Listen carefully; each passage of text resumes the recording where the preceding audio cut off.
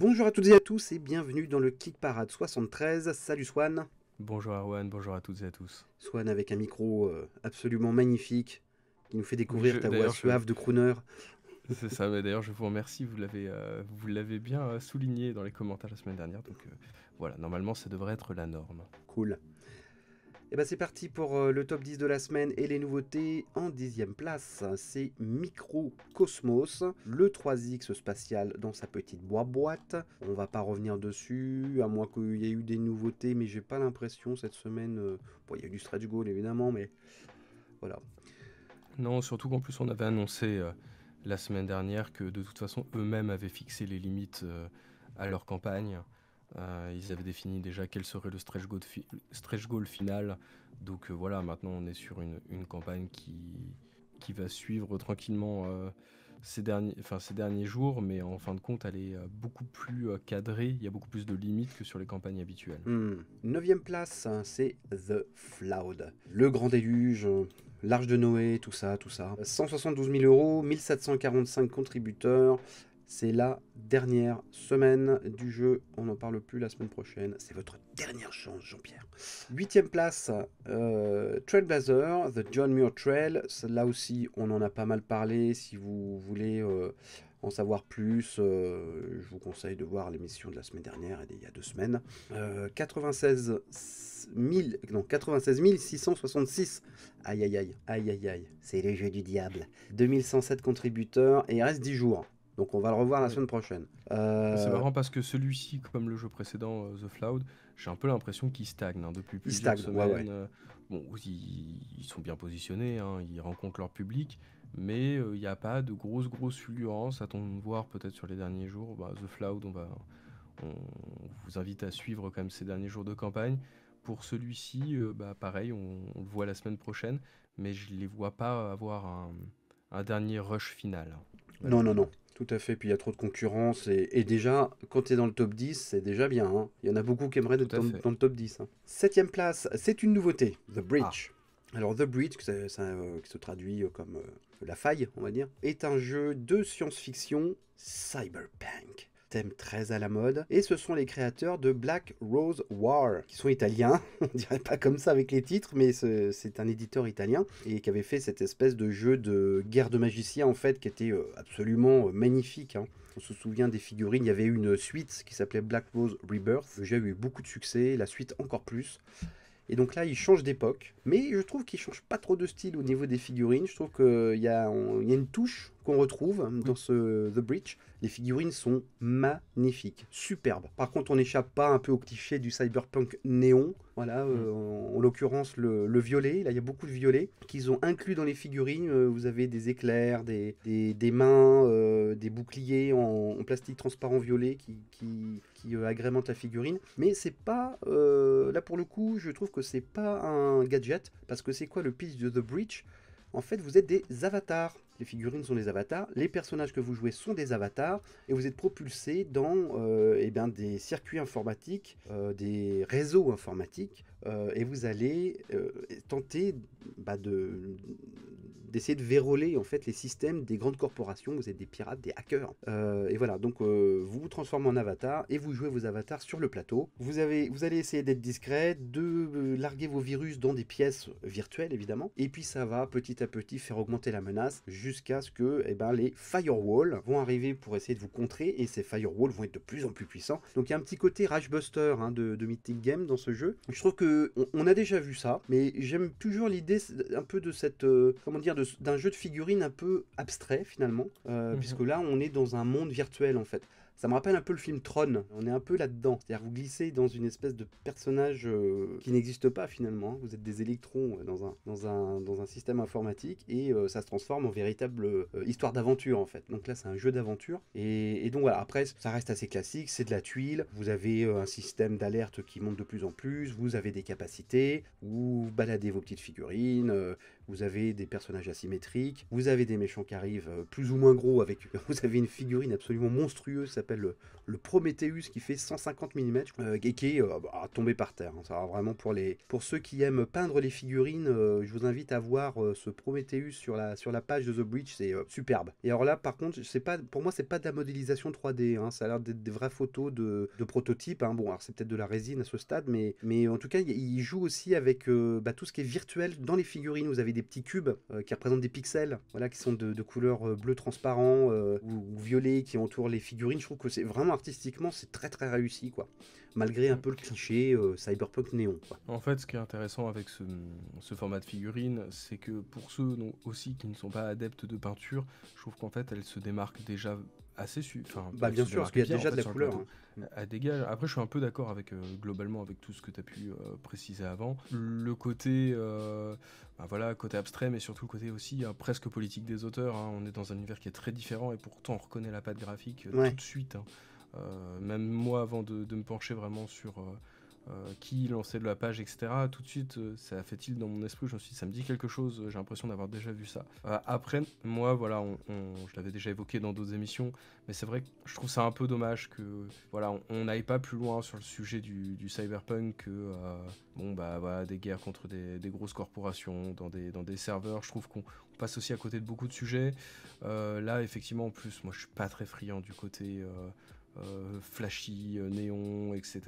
Il y a un côté un peu propre qui me dérange un petit peu. Donc bon, voilà, moi je trouve que j'entends, hein, je trouve que le jeu a plein de qualités, mais moi ça reste un jeu qui me pique vachement les yeux en fait. Je comprends. Pas vous mentir. Bon, moi je trouve que moi aussi, des fois j'en ai un peu marre de la direction artistique cliché du cyberpunk. Là, je trouve que ça marche bien, bon, personnellement. Donc que ça a quand même de la gueule. Et en plus, VF, TVA offerte et shipping correct, donc c'est tout au vert. Et une petite vidéo de nos collègues de Ludovox qui vous explique un peu le b.a.-ba. En plus, leur vidéo est très bien faite. Donc voilà, si vous voulez vous faire un avis sur le jeu plus profondément, allez voir les collègues. 6e place, il a gagné une position. C'est Anunnaki Dawn of the Gods, donc c'est le relancement de ce jeu qui s'était complètement vautré il y a un petit mois, qui maintenant a trouvé son public. Il en est à 165 000 €, 2392 contributeurs, ce sont les tout derniers jours. Bon, ça aura été limite, hein, parce que l'objectif était de 119 000 €. Ils ont fait 165 000, ils vont peut-être atteindre les 200, 220 000. Donc je pense que ils vont pas gagner d'argent sur ce jeu, je pense. Moi, ça m'étonne pas parce que c'est un peu bizarre, quoi. Il y a ces plateaux circulaires qui symbolisent des planètes. Donc tu as plusieurs plateaux, c'est pas très ordonné. Je trouve que la direction artistique est un peu vieillotte. Enfin, on en avait pas mal parlé la semaine dernière. Je trouve que c'est un jeu un peu d'un autre âge. Hors gameplay, hein, évidemment. Là, il faut tester le jeu. Le gameplay avait l'air rigolo, quoi, de passer de planète en planète, d'avoir une espèce de... d'avoir une espèce de jeu de prise de territoire, mais sur plusieurs couches, finalement, parce qu'il y a plusieurs planètes. Donc c'est pas une mauvaise idée à la base. Mais je trouve que l'exécution laisse un peu être désirée, quoi. Un peu d'accord. Après, on peut quand même saluer le fait que voilà, ils ont réussi à se relever après une première campagne qui a échoué. On sait que des fois ça peut être fatidique. Hein. Oui, non. Un mauvais lancement, une mauvaise première campagne. On sait que voilà, un jeu qui a été annulé, ça se sait. Les gens qui voient qui étudient la page, qui vont backer, ils le savent. Et forcément, ça donne tout de suite on va dire que le backer c'est un peu plus prudent face à un projet qui a été annulé. Là, voilà, bon, ils ont quand même réussi. Après, je suis un peu d'accord avec toi quand tu vois la pléthore de matériel, quand bien même il fait un petit peu amateur sur certains points. Oui, je vois pas trop comment ils vont réussir à produire tout ça pour 165 000 €. Ça me semble un poil ambitieux et ça me semble juste. Et je pense qu'au fond, ils attendaient peut-être un peu plus. Oui, je pense. Voilà, et puis c'est encore des Italiens. Les Italiens, ils sont bons aussi. Il n'y a pas que les Polonais et les Français. Allez, 5e place, on va sur GameFound avec Resist, donc ce petit jeu sur la résistance lors de la dictature franquiste espagnole puisque c'est franquiste. Donc ce jeu pas cher du tout, uniquement solo, 2539 backers, 48 388 € et il reste une semaine. C'est un super carton, je pense qu'ils se sont les premiers étonnés, ils s'attendaient pas à ça, quoi. Donc pourquoi? Il doit y avoir une raison, hein, parce qu'il a très vite monté, tout de suite. Hein. Il y a peut-être une raison qui nous échappe, peut-être un auteur qui avait fait un truc. Je pense que le sujet aussi, hein, on sait que l'Espagne a mis beaucoup de temps à briser les tabous Mm. de la période franquiste. Donc je pense que c'est un sujet qui touche énormément de gens. Après, bah voilà, on va pas se mentir, le prix du jeu qui est juste Ouais, incroyable. ouais. On a aussi l'effervescence du jeu solo, Mm. on a la patte graphique qui marche bien. Mm. Enfin, voilà, je trouve qu'en fait, finalement, toutes les étoiles se sont alignées autour de ce jeu-là. Alors, je pense que c'est pas que dû à la chance, hein. Je pense qu'il y a vraiment Non, c'est du les talent étoiles qui se sont derrière ça. croisées, hein, puis, Voilà. Et puis dernièrement, bah, il faut aussi savoir que voilà, le jeu il est resté à sa place. Il n'en a pas trop fait. D'ailleurs, tous les stretch goals hein, débloqués. Ouais. ont été débloqués. Ils ont pas fait de big Voilà, box. c'est. Bah, ça sera pour la prochaine campagne. C'est ça. On s'entend. Après, on ira combattre Mussolini et, et C'est ainsi ça. de suite. Pour 15 ans, ils feront une big box. Parce que vu la taille du jeu, je pense qu'il faut bien 15 jeux pour, pour faire une big box. Bah, je te propose d'enchaîner avec l'antithèse de Resist, c'est-à-dire un énorme jeu, puisque cette semaine est sorti Batman Gotham City Chronicles Season 3 and RPG en 4e place directement, et je pense qu'il va encore monter durant la semaine. Eh bien, ce sont des Français qui font ça, c'est Monolith. Alors, il y a deux choses dans ce pledge. Donc, c'est évidemment autour de Batman. Vous avez le jeu de rôle qui est très attendu, ça fait 1 an et demi qu'on en parle de ce jeu de rôle sur Batman, qui est donc un pur jeu de rôle sur table, hein, avec 3 livres, ce qui est un peu le triptyque habituel des jeux de rôle, hein. Vous avez les règles, le truc du joueur, et puis là tu as un bouquin de lore sur Gotham City, sur l'univers, qui a l'air super beau d'ailleurs. Peut-être que je vais me prendre juste le bouquin sur Gotham City, même si je jouerai pas au jeu. Et vous avez la saison 3 du jeu Gotham City Chronicles, qui est un jeu qui a déjà quelques années, qui était fait par Monolith, qui avait eu un énorme succès. C'était 2 énormes boîtes. C'est un jeu de figurines avec des missions où vous incarnez Batman ou d'autres face à des méchants sur des tuiles absolument magnifiques. Et là, il y en a encore, saison 3, ils en ont fait des nouvelles. Une patte graphique sur les tuiles, elles sont superbes. Et bon voilà, après vous dépassez aux figurines, vous avez des capacités, enfin voilà.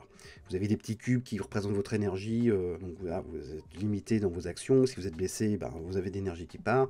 Moi j'avais fait une partie parce que notre ami Kevin de la chaîne, qui est moins présent mais qui est encore dans les parages, l'avait pledgé la saison 1 et on l'avait essayé, c'était bien cool. Alors les règles étaient pas toujours faciles à intégrer. Il y avait beaucoup de choses, mais je crois que là, dans cette saison 3, justement, ils ont refait un peu le bouquin de règles. Et donc voilà, donc c'est une nouvelle boîte, des nouveaux scénarios, des nouvelles figurines. D'ailleurs, vous avez une figurine gratuite dans un des pledges, qui est une espèce de Batman qui s'appelle Batman Who Laughs, Batman qui rit, une espèce de Batman possédé. Donc moi je connais, enfin pourtant j'aime bien Batman, mais je suis pas un spécialiste de la BD, donc je connaissais pas cette version de Batman. Et donc voilà, ça c'est gratos. Alors ce qui est assez amusant, c'est ils ont presque mis dans l'ombre le jeu, la saison 3 du Gotham City Chronicles. Oui, Ils sont à c'est fond ce que sur le j'allais jeu de dire. rôle, hein. T'as eu ces sentiments aussi, toi? Moi, j'ai eu ce sentiment aussi, et d'ailleurs, je pense que c'est un sentiment qui est un peu partagé parce que, bon, on sait que la saison 2 de Gotham City Chronicle avait eu un petit peu moins de backers, on était sur environ 10 000 alors qu'il y en avait 20 000 sur la première campagne, mais effectivement, là, on sent que c'est quand même beaucoup d'adeptes de jeux de rôle qui sont présents, et je pense, il y a aussi quelque chose qui m'a un peu... on va dire intrigué, c'est ce changement de patte graphique. Même pour la saison 3, c'est-à-dire qu'on est sur des illustrations qui reprennent pas vraiment le style des premiers, qui étaient dans cet entre-deux, d'un côté très sombre et côté cartoon qu'on pouvait avoir auparavant. Là, on a vraiment plongé dans la période graphique sombre de Batman. Alors moi je préfère clairement cette direction artistique là, je suis beaucoup plus friand de Donc ce style là, on est plus mais je dans trouve le film de Batman, là. voilà, mais c'est vrai que du coup, pour le coup, on a une boîte qui peut sembler un petit peu indépendante des autres, tu vois ce que je veux dire, et qui colle plus effectivement à l'univers qu'ils ont décidé de coller au RPG. Après, bon, de toute façon, on sait que dans leurs rêves les plus fous, Monolith souhaitait que tous leurs jeux se combinent. Ouais, bah, ils avaient fait une campagne Voilà, pour bon, ça, hein, qui s'est planté. ça ne s'est pas fait malheureusement. Mais voilà, on sent cette volonté de se dire, bah, en fait, c'est pas grave si on a des jeux qui peuvent paraître légèrement dissonants, tant que le gameplay fonctionne et que ça marche bien. Et je trouve que c'est un parti pris que, bah, en fait, je salue l'audace. Voilà, Mais je pense de ils ont tout pensé autour du jeu de rôle, parce que le jeu de rôle a cette patte graphique. Totalement. Et je pense que le jeu Gotham Chronicles une espèce d'excroissance finalement du jeu de rôle. Alors qu'on aurait pu penser que c'était l'inverse, puisque le jeu existait avant. Et on se dit, bah le jeu de rôle, souvent, les jeux de rôle qui accompagnent un jeu sont d'un peu des excroissances. On a vu ça chez Mythic Game, notamment sur Joan of Arc, où ils avaient fait un jeu de rôle dans la foulée du jeu. Là, on a l'impression que c'est l'inverse. Ils ont vraiment réfléchi sur leur jeu de rôle et on le sait parce que ça fait longtemps qu'ils planchent dessus. Et finalement, la saison 3 de Gotham Chronicles est plutôt une excroissance du jeu de rôle finalement. En tout cas, il y a des pingouins avec des roquettes sur le dos. Et Comme ça- dans Batman Returns, qui est mon Batman préféré, qui est le plus grand film de Tim Burton. Donc je suis content. Je trouve que voilà. J'espère que quelqu'un dans notre entourage aura baqué pour que je puisse dans un an jouer avec des figurines de pingouins avec leurs roquettes sur le dos. Tout simplement. Sachez aussi que vous avez la possibilité, si vous êtes intrigué par le RPG, parce qu'on sait que certains d'entre vous regrettez l'absence des RPG désormais dans le classement, ouais. Dans le classement, mais voilà, sachez que vous pouvez télécharger une version Quick Start en PDF qui est proposée sur la campagne en français, et ça vous permet de mettre en place une première partie pour voir si les mécaniques vous plaisent. Donc voilà, c'est à bon entendeur. Voilà, puis il y a des add-ons, hein, vous pouvez avoir le solo et le coop. Vous avez une petite add-on que je trouve assez originale, c'est des aides de jeu. Parce qu'on se plaint toujours qu'il n'y a jamais assez d'aides de jeu, tu vois, dans les pledges. Alors bon, on peut se dire, ils sont gonflés, ils font payer, mais en même temps, c'est des super aides de jeu, il y en a plein, et ça a un prix finalement. Donc je trouve que c'est plutôt rigolo. Voilà, donc c'est Batman Gotham City Chronicles Season 3 and RPG. Bon, c'est un gros morceau attendu, hein. Il n'y a pas déçu, il en est déjà à 704 000 €, 4 896 contributeurs, et il reste là 15 jours. Donc on va le revoir la semaine prochaine. On va voir où il en est. Je te propose, avant d'aborder les 3 premiers du classement, d'aller voir les nouveautés qui sont assez nombreuses. D'ailleurs, on a fait une sélection de nouveautés, mais rien que dans la sélection, il y a déjà pas mal de trucs. Allez, je vais commencer par un petit jeu. Enfin, pas si petit que ça en production, mais voilà, dans la thématique, ça s'appelle Bark Avenue, donc l'avenue de l'aboiement. Donc c'est un jeu de mots avec Park Avenue, parce que ça se passe à New York, et vous allez incarner des promeneurs de chiens. Vous savez, ces jobs qu'on trouve souvent à New York, de gens qui promènent 10 chiens en même temps. Et ça rappelle un peu un autre jeu qu'on avait vu il y a quelques mois qui s'appelait Dog Park, où il fallait promener son chien. Alors là, c'est pareil, il faut promener le toutou, l'emmener dans ses endroits préférés. Il peut faire son petit caca. D'ailleurs, dans les Early Birds, je crois qu'il y a ou dans les stretch goals, tu as un petit caca en squishy que tu peux avoir. Tu peux lui donner des récompenses. Enfin voilà, c'est tout un système de points comme ça pour autour du chien, de la promenade de chien. C'est tout mimi, c'est tout mignon. Voilà, ça casse pas 3 pattes à un canard, mais bon, voilà. Ensuite, qu'est-ce qu'on a Il a pour 20 jours en plus. Hein, donc, qu'est-ce qu'on a On peut peut-être rester un petit peu sur Kickstarter, et puis on peut vous parler de 44 BCE. Ouais, voilà, j'allais enchaîner avec ça. Vas-y. Parfait. Donc c'est un jeu qu'on avait identifié tous les deux. On l'avait remarqué, le sujet est assez intéressant. Jules César vient d'être assassiné. Et du coup, vous allez jouer des prétendants au trône pour récupérer la place d'empereur. Donc vous l'avez tué au nom de la démocratie. Hein, mais en fait, au fond de vous, vous ne rêvez que d'une chose, c'est d'avoir sa place. Et donc du coup, voilà, vous allez jouer les principaux conspirateurs de cette période historique. Et vous allez devoir monter en influence, développer vos armées, et tout ça avec des actions cachées derrière votre plateau, puis ça sur un plateau serait-il un jeu central. Non, à cette époque. Non. Tu peux me faire confiance, Erwan, tout va bien se passer. Donc forcément, il y a des petits paravents pour cacher ce qu'on fait. Hein. Exactement. Bon, les illustrations sont plutôt jolies. Après, le matériel est un poil cheap. Mais bon, c'est un premier projet. Le sujet est plutôt rigolo. Pour l'instant, il y a 197 contributeurs, 21 000 €. Mais bon, il reste 21 jours. Ouais, non, mais l'idée est plutôt pas mal.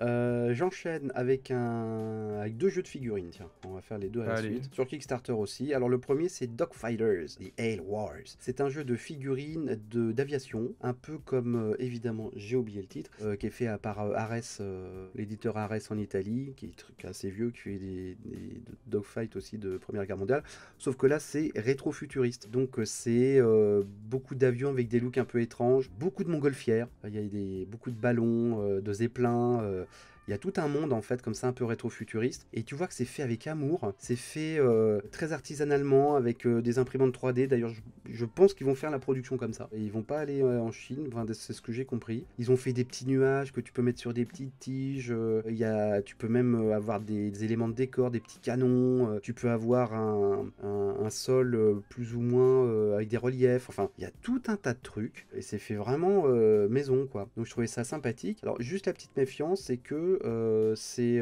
Marcus Gregor qui fait ce jeu. Et moi j'ai backé un jeu de Marcus Gregor qui s'appelait Space Kraken et que je n'ai toujours pas au bout de pas mal de temps.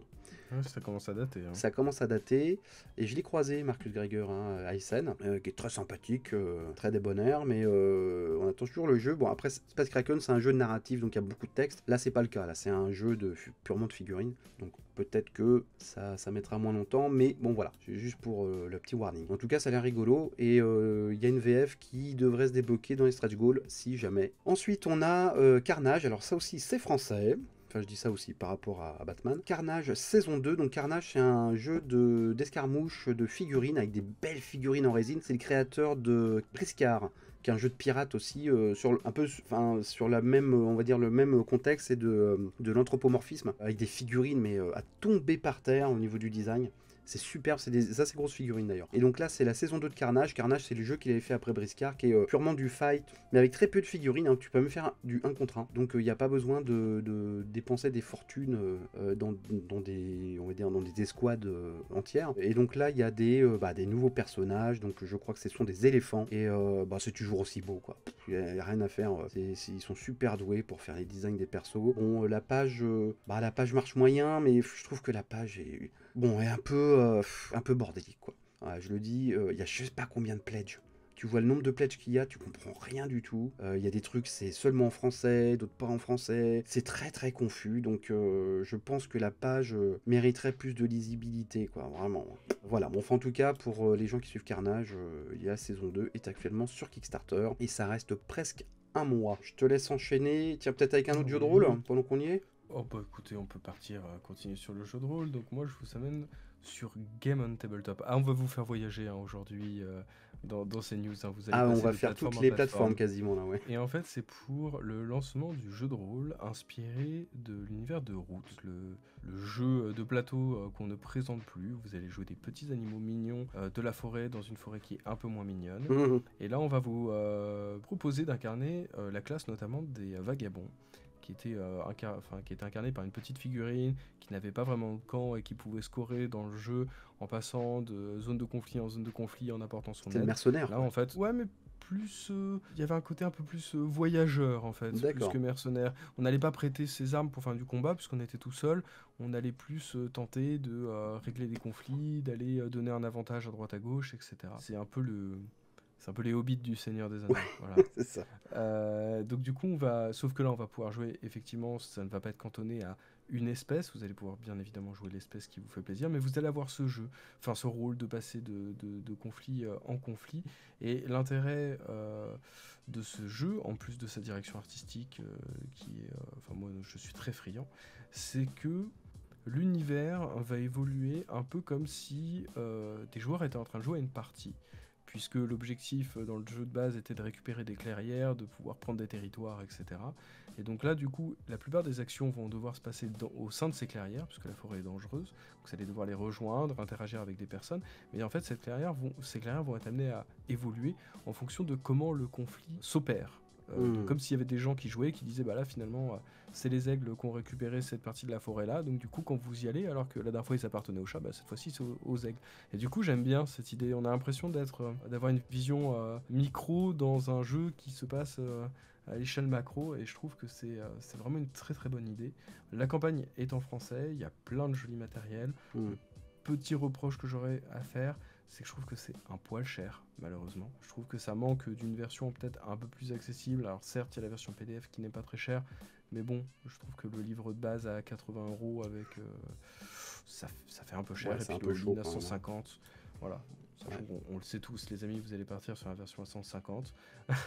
Mais ça vous donne aussi la possibilité de racheter le jeu avec la totalité de ses extensions, et aussi de pouvoir bénéficier d'une réduction de 10% si vous voulez acheter des jeux de la gamme. Donc voilà, c'est proposé par Matago, et contrairement à ce qu'on disait la semaine dernière, Matago c'est aussi faire des pages en français. En voici la preuve. Comme quoi, tu vois, quand ils veulent. Bravo. Alors moi j'enchaîne avec Ulule, avec un jeu que je suis tombé dessus par hasard. Je regardais sur Ulule ce qu'il y avait un peu de nouveau, et ma curiosité a été piquée par un jeu qui s'appelle Profession Producteur. Alors j'ai déjà sur cette antenne, je me suis plaint quand il y avait des jeux autour du cinéma, de la production de films, que c'était toujours par le biais de la bouffonnerie ou voilà, c'était jamais vraiment sérieux, pas réaliste. Et j'avais dit dans une émission qu'il y avait pourtant moyen de faire une vraie simulation, quelque chose de sérieux, de gestion autour du cinéma. Et ben Hervé Jamois l'a fait. Donc c'est Hervé Jamois, c'est le créateur de ce Profession Producteur, et il est un peu légitime parce qu'il a fait l'école Louis Lumière, qui est une des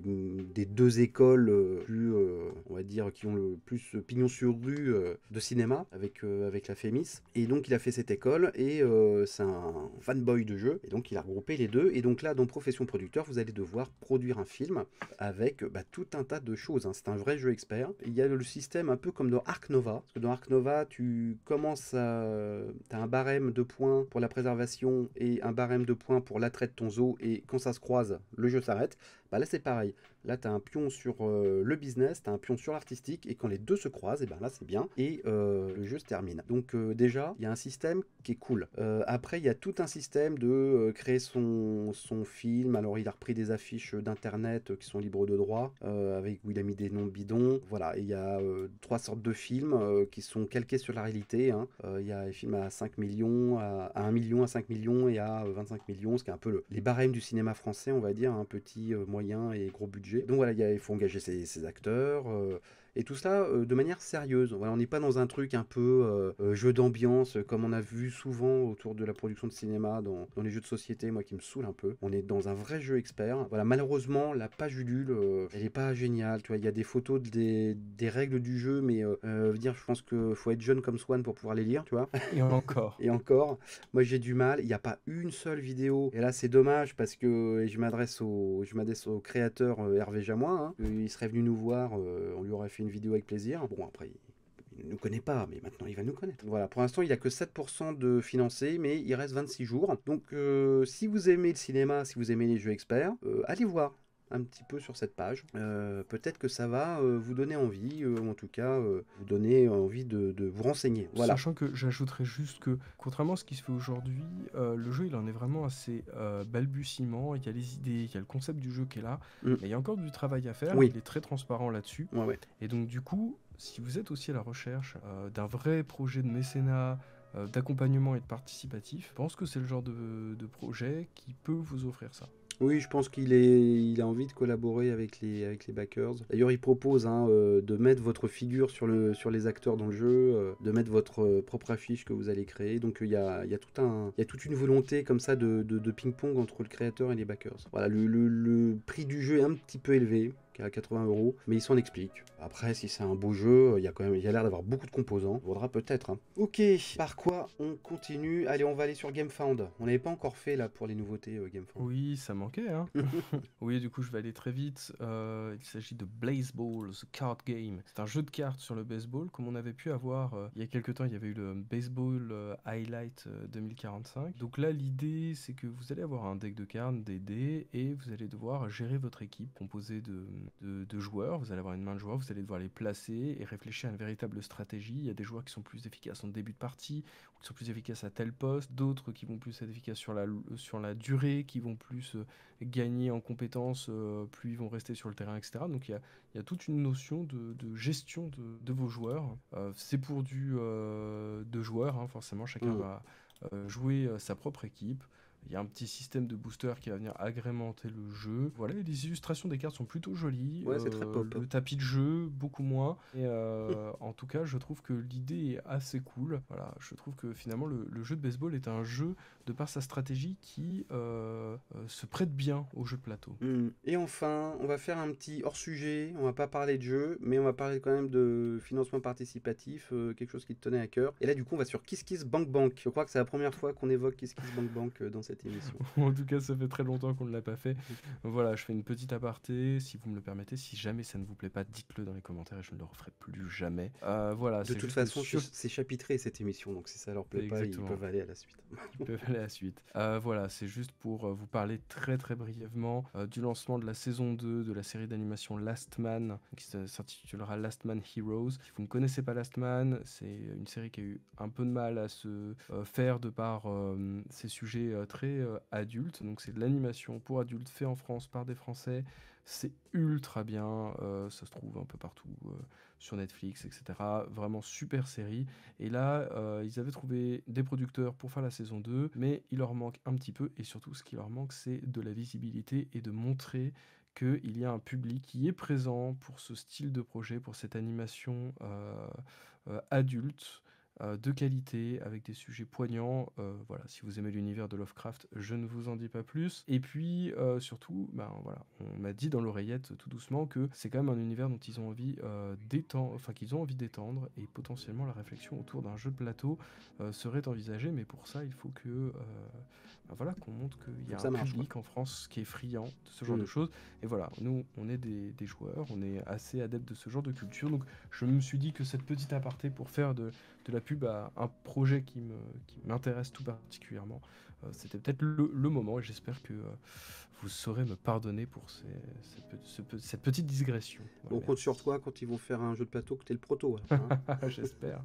Allez, on revient aux 3 premiers du classement avec eh bien, en 3e position Kabuto Sumo Total Mayhem and So Much More, donc qui est apparu la semaine dernière. C'est même pas de la précommande là, c'est du déstockage. Vous avez plein de jeux, c'est un bundle de jeux qui était sur Kickstarter depuis un an et demi. Je crois qu'ils doivent faire la place dans leur entrepôt. Donc c'est un peu par prix sacrifié, il faut quand même pas exagérer, mais en tout cas c'est vrai que c'est plutôt une bonne affaire et ça marche très bien. Donc 345 000 €, 5397 contributeurs, et il reste encore 15 jours. Bon voilà, nous on trouvait que ça n'avait pas trop sa place sur un site à financement participatif. Enfin bon, force est de constater que ça marche.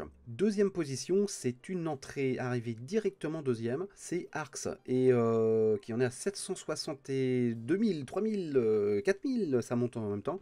7551 contributeurs, et il reste 20 jours. Et tu parlais du jeu de rôle Roots tout à l'heure, et ben voilà, ça c'est le nouveau jeu du créateur de Roots. Et ça a de la gueule. Et ça a de la gueule. Que dire? Il y a tellement de choses à faire. Vous allez avoir un jeu de base qui se joue à 3 minimum, c'est 3 ou 4 joueurs, et vous êtes sur un empire décadent, donc il y a un univers graphique qui est très marqué, qui est magnifique. Moi je suis extrêmement fan de ce style-là. Vous allez avoir plusieurs styles de jeu, notamment avec une campagne qui s'accompagne d'extensions. Vous allez pouvoir développer l'univers au fil de scénarios. Vous allez pouvoir avoir des figurines qui ont de la gueule aussi, qui vont venir rajouter une plus-value sur le plateau. Enfin, ouais, super projet. Alors, je m'attendais pas quand même à ce qu'il se hisse à la 2e place, mais voilà, forcément. Succès foudroyant. Ah ouais, incroyable. Et donc, qu'est-ce qu'on fait dans ce jeu? C'est quoi? C'est du spatial, hein? C'est de la bataille spatiale, hein, non? C'est ça, non? Oui, il y a un peu de l'exploration. Il va falloir c'est un peu du gérer 4X spatial. Son vaisseau par un système de... Ouais, on va peut-être pas partir sur du 4X, parce que l'idée n'est pas non plus complètement de conquérir, de collecter, etc. Il y a quand même une notion d'exploration qui est quand même vraiment au centre de l'expérience de jeu. Vous allez devoir effectivement améliorer vos vaisseaux, vous allez devoir réfléchir à comment explorer cet univers, essayer de croiser les doigts pour trouver les bonnes ressources, et surtout mettre des bâtons dans les roues de vos adversaires avec tout un système tactique à base de cartes. C'est un jeu qui a l'air extrêmement complet, très centré sur les batailles. Alors, on va pas se mentir, il y a aussi du jet de dés. Voilà, si vous êtes complètement hermétique au hasard, forcément, ça risque de vous faire bizarre. Mais voilà, l'idée, c'est de vous proposer une expérience qui est aussi là pour vous faire découvrir un univers qui est vraiment singulier. C'est marrant, il y a toute l'équipe à la fin avec des photos, et ils ont mis leur personnage préféré de science-fiction, chacun d'entre eux. Donc il y a du Mass Effect, du Star Trek, du The Thing, c'est rigolo. Ça, c'est pour prouver que c'est fait par des fans en fait. Voilà, en tout cas le jeu a l'air très original et a l'air très cool. Et vous pouvez l'essayer sur Tabletop Simulator. Voilà. Et enfin, number 1 de la semaine, c'est Castles of Burgundy Special Edition sur GameFound, j'allais dire Facebook, n'importe quoi, sur GameFound. Donc c'est un jeu de 2011, si je me semble, hein. Un jeu de construction, de placement d'ouvriers autour des châteaux de Bourgogne, hein. Burgundy, c'est la Bourgogne. Et vous vous dites aussi, mais attendez, ce jeu me dit quelque chose. Et oui, puisque voilà, simple et bonne raison que il y a eu une campagne il n'y a pas si longtemps sur Kickstarter. Et là, il relance, donc on n'a pas précisé, mais c'est une campagne Awaken Realms, Donc Les mecs voilà, savent qui plus quoi vont. faire. Bah, en fait, en ce moment, j'ai un peu l'impression que, on parlait de déstockage tout à l'heure, mais Mm. j'ai un peu l'impression que c'est un peu le cas. Ils remettent en vente des campagnes, tout ça en attendant la nouvelle saison de Tented Grail qui ne devrait pas tarder. Mais là, en attendant, voilà, ils vous proposent de redécouvrir ce classique. Ils le mettent bien en avant, hein. Ouais, Oui, ouais. 17e des jeux préférés sur BGG. Voilà, donc Enfin, c'est pas qu'une beaucoup de ressortie, hein. langues. C'est une Non. recostumisation totale du jeu, Ouais. hein. Et pas qu'un Mais peu, hein. c'est ce qui avait déjà été fait Mm. il y a pas longtemps. Alors après, j'ai encore l'impression qu'ils ont rajouté des choses avec, pareil, des figurines bon, qui sont purement cosmétiques, Mm. mais avec toujours cette possibilité de les prendre avec un Sundrop. Donc, T'as des plateaux en volume aussi, hein. T'as des plateaux avec oui, plusieurs couches. Mais toutes ça les cartonne. extensions possibles et inimaginables. Ça cartonne. 1 million d'euros déjà. 9000 Ouais. backers. J'aurais jamais cru, Ouais, hein. bah, ça prouve deux choses. Ça prouve d'un côté qu'effectivement c'est un jeu qui a son public, et d'un autre côté ça montre la force de frappe de Awaken Realms, quoi. Je Ouais. crois qu'aujourd'hui C'est devenu c'est un poids quasiment lourd. impossible. Oui, c'est ça, c'est quasiment impossible qu'ils fassent pas 1 million. Ils étaient il y a pas si longtemps que ça avec The Great Wall, Oui. le jeu sur la Grande Muraille de Chine, Qui il est y a pas si oui, longtemps. une extension aussi. Ah, ce que j'aime bien, c'est que tu sens aussi que ils ont les oreilles qui ont dû un peu siffler au lancement de leur dernière campagne. Et c'est écrit partout.